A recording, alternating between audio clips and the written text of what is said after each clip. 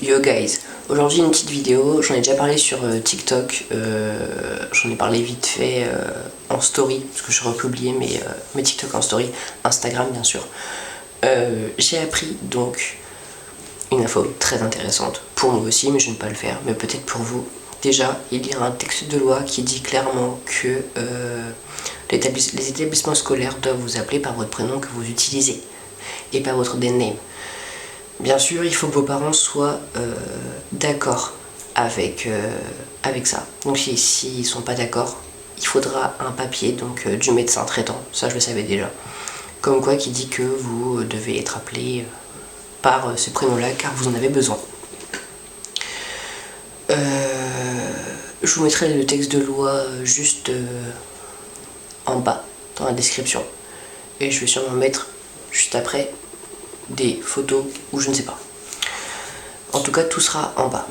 Et autre chose aussi que on m'a envoyé, c'est par exemple pour les personnes qui ont un compte bancaire ou qui ont déjà un compte au niveau des impôts.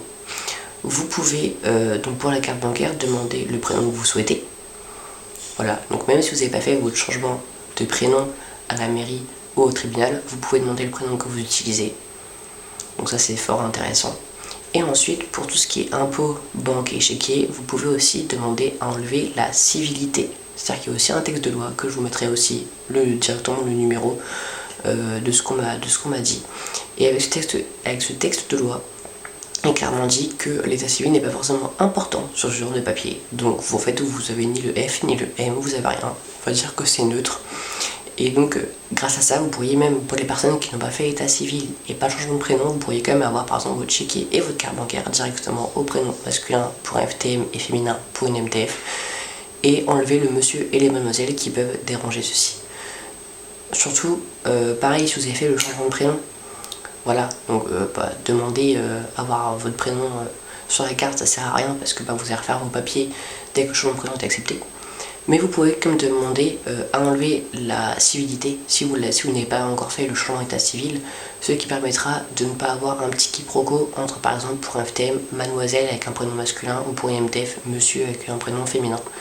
Voilà, ça peut toujours être utile comme information, donc je vous la partage parce que c'est pas assez dit. Et voilà. Sur ce, c'était une petite vidéo très rapide, je vous souhaite de passer. C'est mon chat. D'excellentes fêtes de Noël et pareil un bon réveillon si je ne refais pas de vidéo d'ici là et puis soit on se retrouve à la fin de semaine soit on se retrouve en début 2021. Prenez soin de vous, bisous.